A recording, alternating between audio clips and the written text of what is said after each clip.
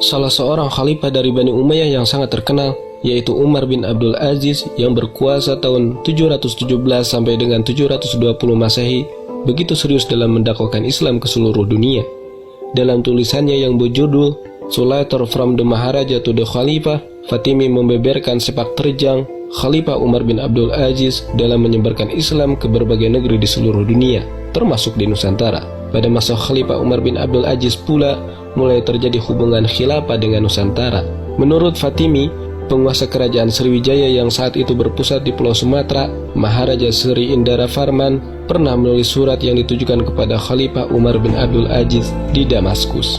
Pada masa-masa berikutnya, Kesultanan Aceh yang berdiri pada tahun 1496 Masehi memperbarui hubungan dan ketaatannya dengan pusat kuasa Islam di Timur Tengah. Ketika pucuk khilafah sudah beralih ke Bani Utsmaniyah di Turki, Sultan Aceh yang ketiga Alauddin Riayat Shah Al-Qahar yang berkuasa pada tahun 1537 sampai dengan 1571 Masehi mengirim surat kepada Khalifah Sulaiman Al-Qanuni di Istanbul pada tahun 1566.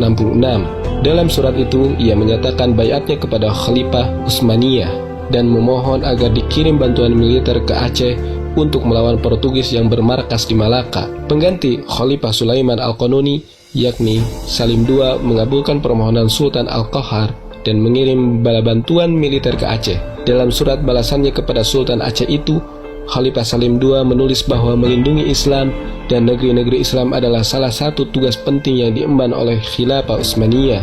Dengan bantuan yang didapat dari Khilafah Utsmaniyah ini, Sultan Al-Qahar dari Aceh dapat menyerang Portugis di Malaka pada 20 Januari 1568 dengan kekuatan 15.000 tentara Aceh dan 400 janissaries Utsmaniyah serta 200 meriam perunggu. Kehadiran pasukan Khilafah Utsmaniyah di Nusantara benar-benar menggetarkan Portugis. Sebaliknya, begitu membahagiakan Muslim dan menguatkan Islam. Aliansi antara Sultan Al-Qahar dari Aceh dan Khilafah Utsmaniyah inilah yang kemudian dipaparkan oleh Syekh Nuruddin Araniri dalam kitab Buston As-Salati. Selain Sultan Aceh, para sultan lain di Nusantara selama abad ke-16 juga beraliansi dan menyiratkan kekaguman yang mendalam kepada Khilafah Utsmaniyah.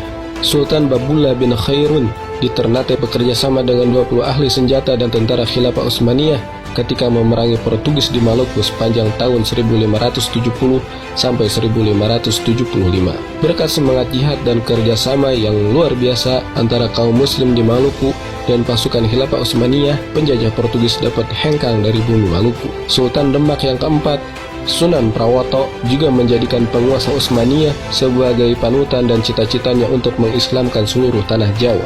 Sepanjang abad ke-17, banyak penguasa Islam di Nusantara yang mengirimkan utusan ke Mekah atau Istanbul untuk menyatakan ketundukannya kepada Khilafah Utsmaniyah.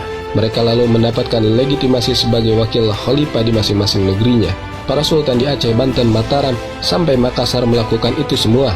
Sultan Aceh yang berkuasa pada abad ke-19, Sultan Ibrahim Mansur Shah, bahkan terang-terangan menyatakan negerinya sebagai bagian dari Khilafah Utsmaniyah dalam suratnya kepada Sultan Abdul Majid I pada tahun 1850.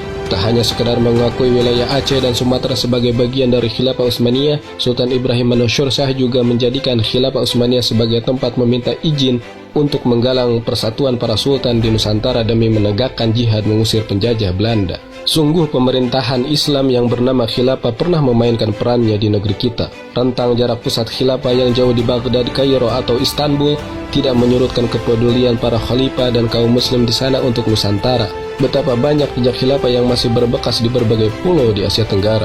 Tentu jejak yang paling jelas dan nyata dari peran khilafah di masa lalu adalah keislaman kita. Dengan pengiriman para dai yang menyebarkan Islam dan pasukan militer yang dikirim khilafah ke Nusantara untuk mengusir penjajah Eropa, kita bisa merasakan nikmatnya Islam dan persaudaraan umat Islam yang tak mengenal sekat kebangsaan.